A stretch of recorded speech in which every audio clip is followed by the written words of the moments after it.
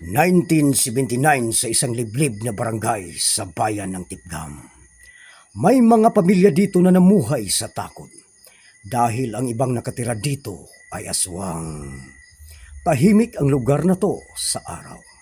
Ngunit sa pagkagat ng dilim, dito na naglipana ang mga alagad ng kadiliman na nambibiktima sa mga walang kalaban-labang residente.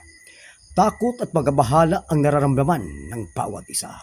Ngunit sa pagtutulungan ng mga residente dito, pinaplanuhan nila kung paano hulihin ang aswang. Hinabol at binaril nila ang manananggal.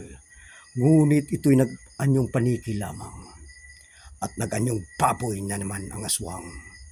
Tumakbo ang baboy at kanilang hinabol hanggang sa nabutan nila ang baboy na nag-anyong tae. Kaya wala silang nahuling aswang.